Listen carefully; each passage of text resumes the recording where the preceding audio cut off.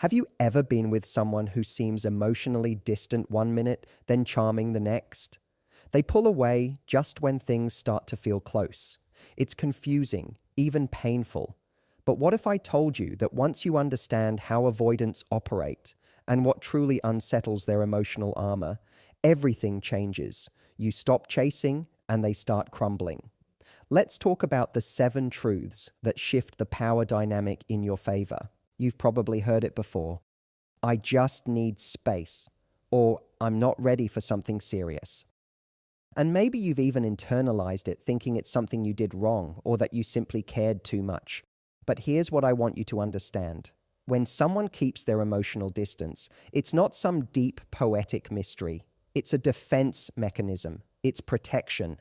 And the moment you stop romanticizing it, you start seeing it for what it really is. Avoidants often present themselves as cool, composed, even seductive in their independence. They like their freedom, they don't get easily flustered, they give off that air of emotional control. And if you're someone who's open-hearted, emotionally available, and craving connection, this can be incredibly attractive at first. It looks like strength, it looks like confidence. But as you start to lean in, as you begin to open up, something shifts. You feel them retreat, you sense the emotional shutdown, and suddenly you're the one questioning your every move. This is the cycle they thrive in.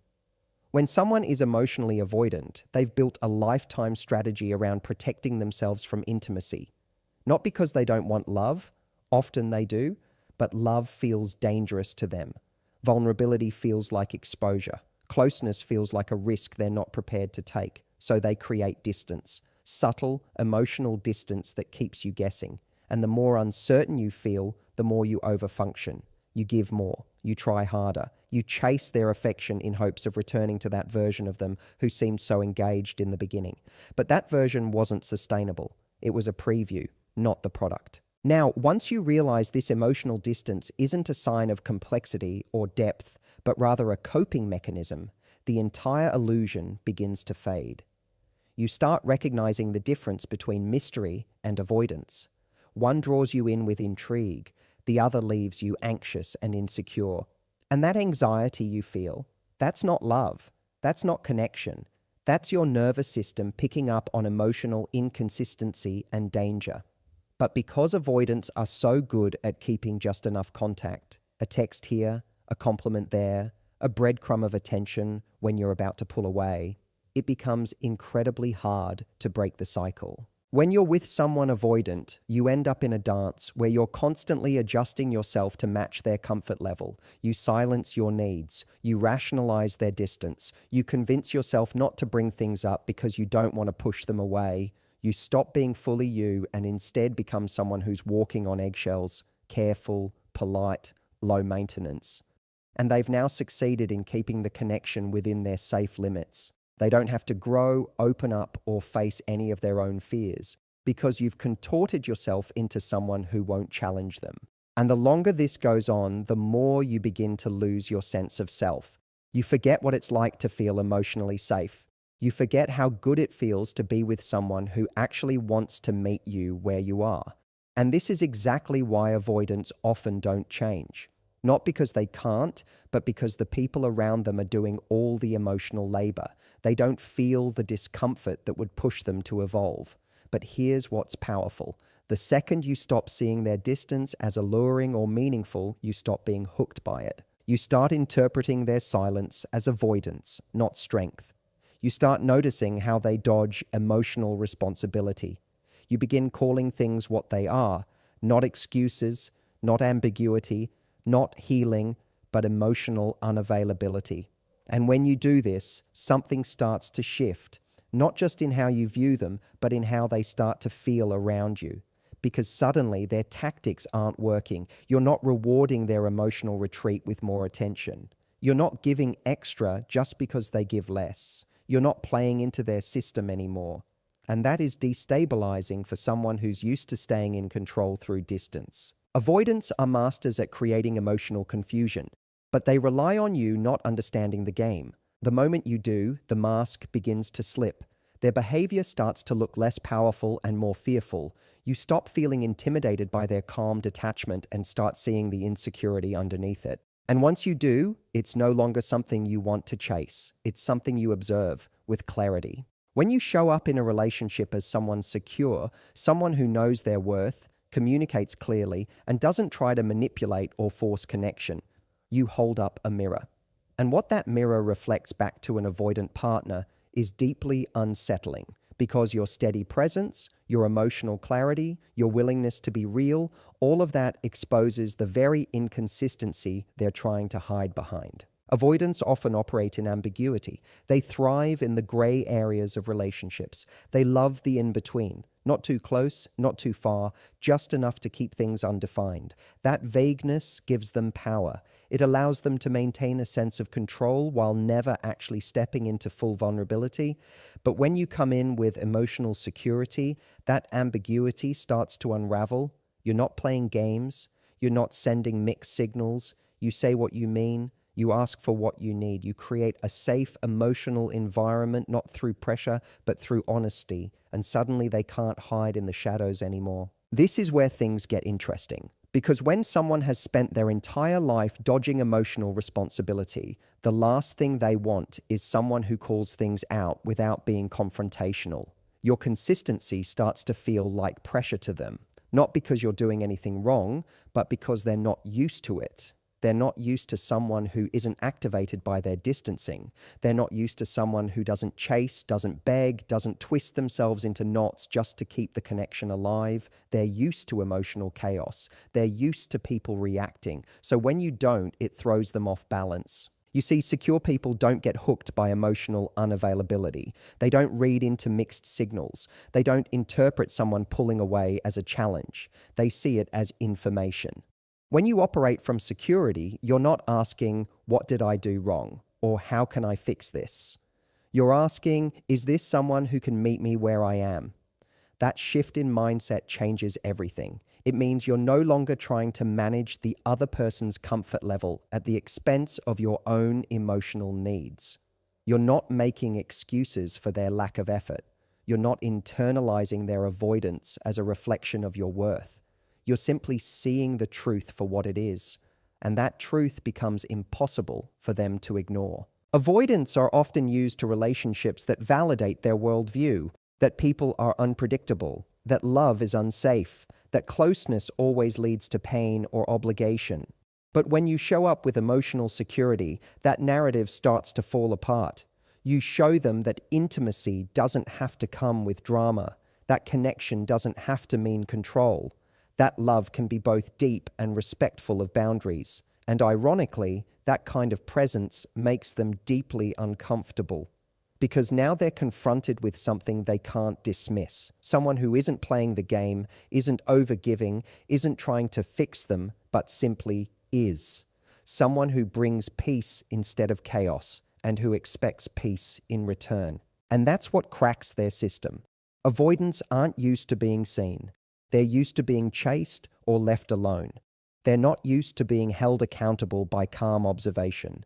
Your security doesn't shout, it doesn't demand, it simply reflects.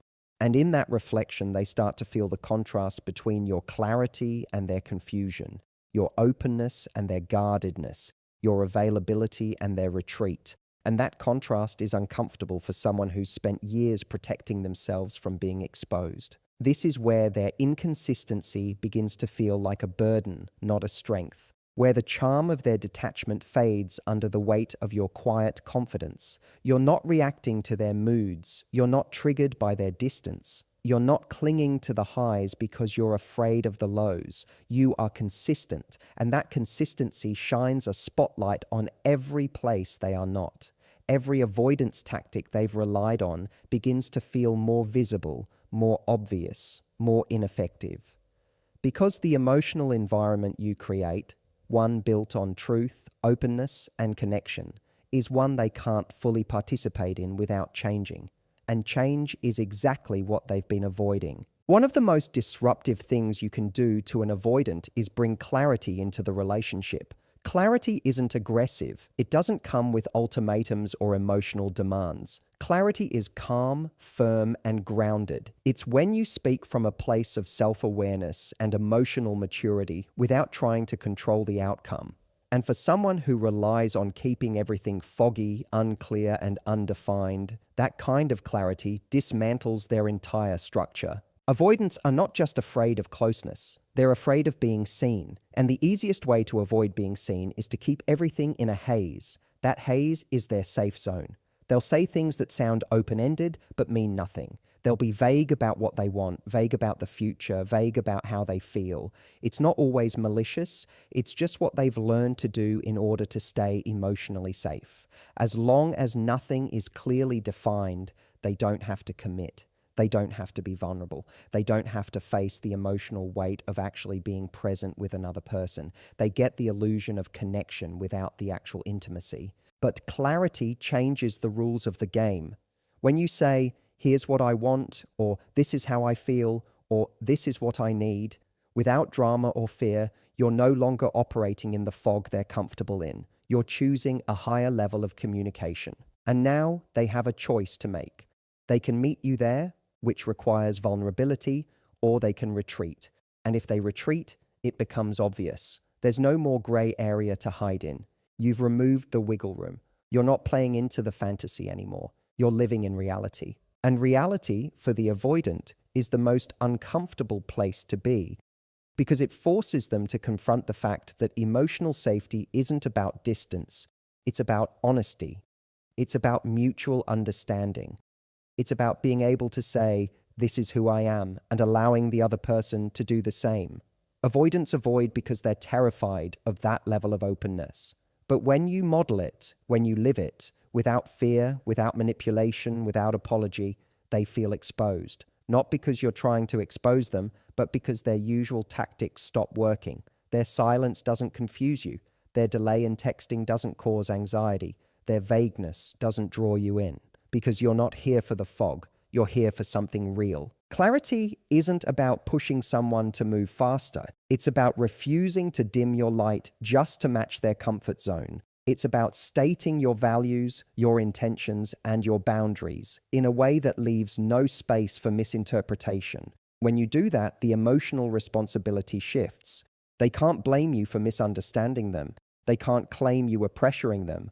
All you did was tell the truth. And that truth forces them to see that the game they've been playing, this carefully crafted dance of coming close, then pulling away, is only possible when the other person doesn't know what's going on. When you show up with emotional clarity, you stop feeding the fantasy. You're no longer projecting what you hope they feel. You're no longer trying to decode mixed signals. You've removed the guessing game. And that does something powerful. It creates contrast, because now you're no longer swept up in the emotional roller coaster. You're grounded. You're present, you're stable.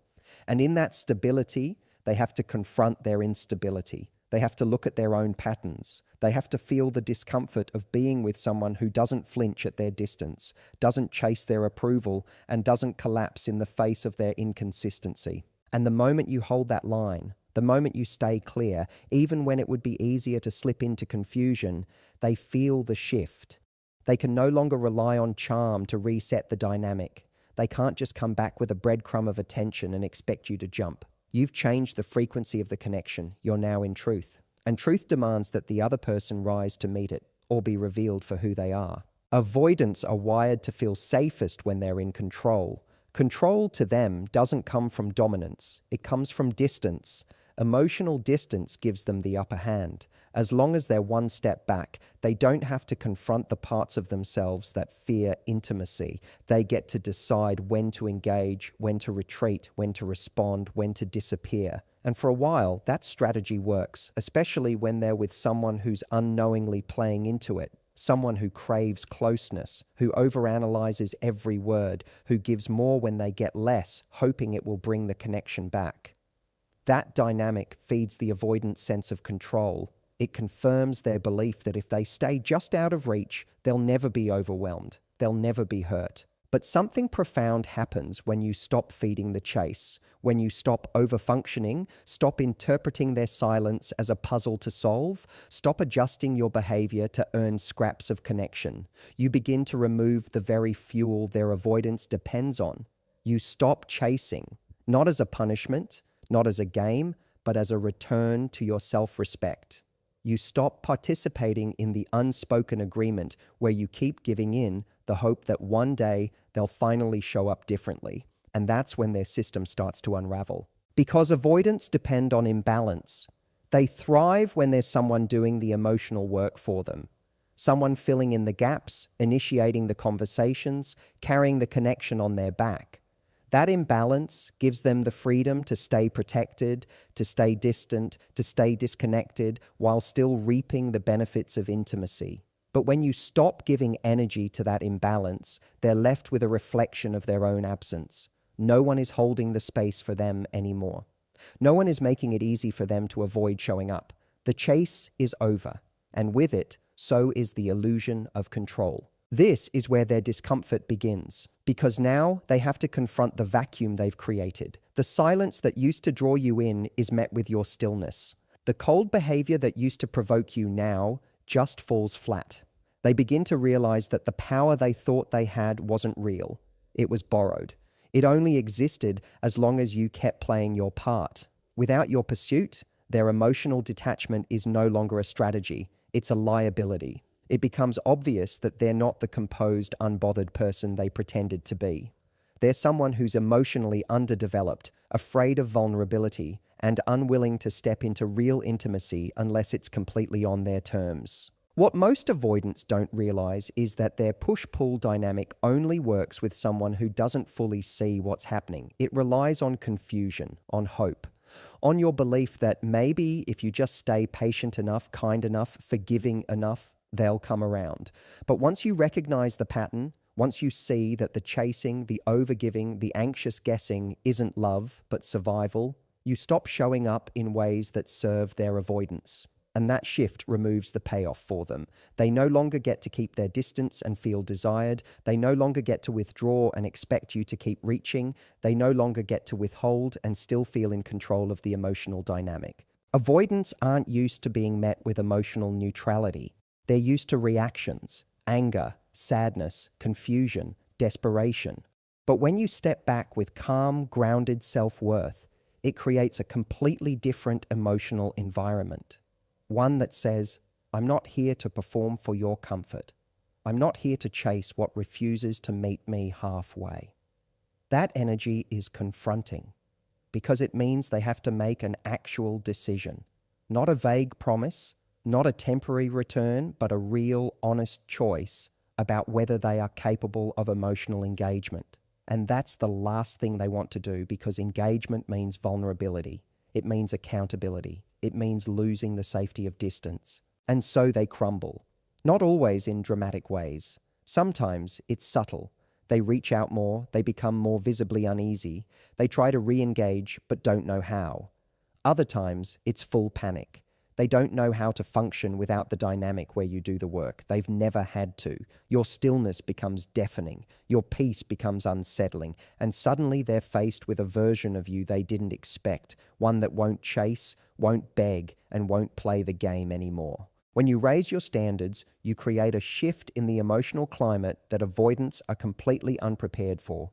They're used to relationships where expectations are low, where emotional inconsistency is tolerated, and where effort isn't required unless it's convenient for them. They've grown comfortable in a dynamic where they set the pace, they set the tone, and they decide when vulnerability is safe enough to share, if at all. But the moment you hold them to a higher standard, not in a demanding or forceful way, but in a calm and grounded way, they feel the pressure. Because now they're being asked to show up in ways they've never had to before. Now, love isn't just a feeling. It's something that requires action, intention, and consistency. Standards are not about ultimatums or control. They're not about saying, do this or I'll leave. They're about alignment. They're about saying, this is what I need to feel safe, loved, and connected, and I won't abandon myself in order to maintain a relationship where those needs aren't met. That kind of clarity around your standards creates an emotional tension that avoidants find incredibly uncomfortable, because now their usual tools, avoidance, distance, aloofness, ambiguity, don't work the same way. You're not melting at the occasional compliment. You're not swooning over vague promises about the future. You're not willing to settle for a halfway connection that constantly leaves you guessing. You're requiring something more, and that more is exactly what they've spent their life trying to avoid. Most avoidants operate on the assumption that the other person will bend, that the other person will adjust, minimize, or delay their own needs in order to keep the connection alive. That's how they maintain control, by teaching people, sometimes unconsciously, to expect less. They may even admire your standards at first. They might say they love how you respect yourself, how you know what you want, how you don't settle. But when those standards start to apply to them, when they're asked to meet you in a place of mutual emotional effort, the admiration turns into tension. Suddenly they feel exposed, not because you've shamed them, but because they're now standing in front of someone who sees them clearly and isn't willing to shrink just to avoid rocking the boat. And this is where the pressure begins to build. Because when you stick to your standards without wavering, without folding, without going back to old patterns, the avoidant starts to feel the weight of what it actually takes to be in a relationship with you. Not because you're difficult, not because you're demanding, but because you're real. You're not pretending to be okay with surface-level affection. You're not downplaying your emotional needs just to avoid conflict. You're not confusing patience with self-abandonment. You've learned that love without standards is just a repeated cycle of anxiety and disappointment, and that lesson becomes a mirror they can't avoid. Avoidants often don't recognize the damage they cause until the dynamic changes, until the person they thought would always be there starts showing up differently. When your standards rise, the emotional environment changes. It becomes clear that this is no longer a space where inconsistency can survive. The lightness they felt from avoiding deep connection is replaced by the discomfort of knowing they can't keep you around by doing the bare minimum.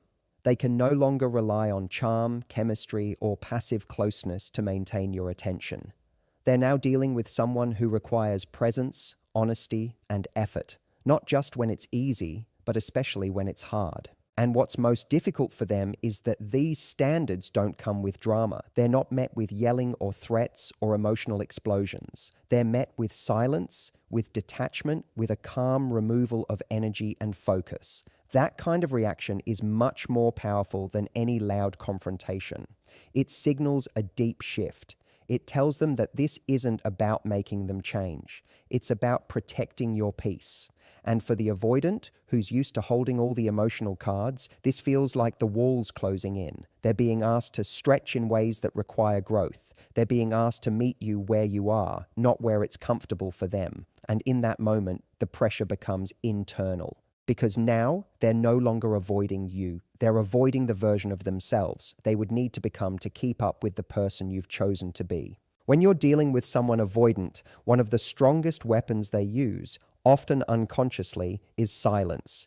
The silence can come in different forms. It could be the long gaps between messages, the pauses that stretch too long in conversations, the way they avoid discussing the relationship, or how they vanish emotionally the moment things start to feel close. This silence isn't always cold or harsh. Sometimes it's wrapped in ambiguity, coated in charm, even disguised as needing time or space. But make no mistake, the silence is meant to create power. It's meant to leave you uncertain, questioning, waiting, because as long as you're waiting, you're still hooked. You're still engaged in the emotional dance they're controlling through absence. That silence often works because it taps into one of the most vulnerable parts of us, the part that fears rejection, the part that wants to fix what feels broken, the part that can't stand unfinished conversations or unresolved tension. So when they pull back, you lean in. When they don't call, you wonder why. When they go quiet, you get louder. In your thoughts, in your emotions, sometimes in your actions. That imbalance gives them exactly what they want: the ability to regulate the intimacy on their terms. They decide when connection happens and when it doesn't. They become the emotional thermostat of the relationship, while you become the one always adapting, adjusting, overthinking. But all of that starts to shift the moment you stop fearing their silence. When you begin to understand that their distance doesn't mean you've done something wrong, that it's not an invitation for you to prove your worth, not a signal for you to chase, not a cue for you to try harder, everything changes. Because when their silence no longer holds emotional weight over you, it loses its grip. It stops being a tactic that keeps you bound to uncertainty and starts becoming what it actually is, a reflection of them, not you. What most avoidants don't expect is for their silence to be met with peace. They expect confusion, they expect protest, they expect you to reach out and try to restore the closeness. That's how the pattern has worked in their favor. They retreat, you pursue.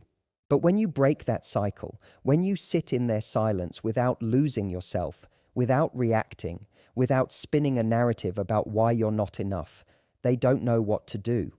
Because now their avoidance is no longer drawing you in, it's pushing you out. And instead of scrambling to re-engage them, you're simply observing quietly from a place of self-respect. Silence is only powerful when it creates emotional tension in the other person. When that tension isn't there, the silence starts to echo back to them. It becomes a mirror. They're no longer hearing your voice or feeling your energy trying to fill the space. They're hearing their own emptiness. They're sitting with the reality that you're not coming to rescue the connection this time. You're not going to soothe their anxiety by diminishing your needs. You're not going to reach into the dark and pull them back out. You've let go of the rope, not in bitterness, not in anger, but in quiet clarity. And that clarity is what avoidants find so destabilizing, because your calm detachment shows them that connection with you isn't conditional. It's just clear. If they want access to your time, your energy, your love, they have to show up. They have to communicate. They have to meet you halfway. The silent treatment, the disappearing acts, the avoidance of real emotional depth, all of it stops being effective when you stop playing the game. When you're no longer available for breadcrumb intimacy, they either have to rise into emotional maturity or fall away. And that choice, one they've avoided making for so long, finally lands on their lap with full weight. This is where avoidants often start to feel the internal crack, because now they're the one wondering, they're the one feeling uncertain, they're the one noticing the shift. They realize that silence no longer buys them time, it costs them connection. They realize the person who used to wait anxiously now waits peacefully. The person who used to chase has become still. The person who once needed answers has become the one who holds them. And in that reversal, everything they've counted on to stay safe begins to feel shaky. Their silence doesn't protect them anymore. It just reveals how much they're missing out on.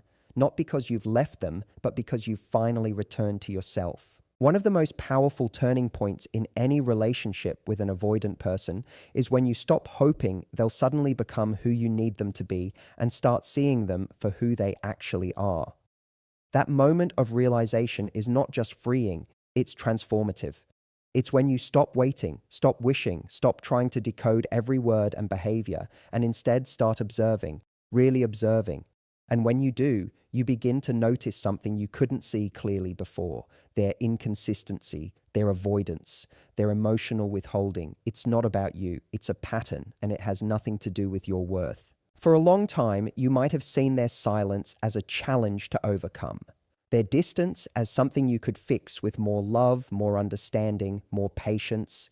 You believed that if you just said things the right way, showed up in the right way, loved them the right way, they would finally feel safe enough to meet you at the level you've been waiting for. But over time, something inside you shifts. You get tired, not just physically, but emotionally. You get tired of the guessing, the hoping, the constant managing of someone else's discomfort at the cost of your own.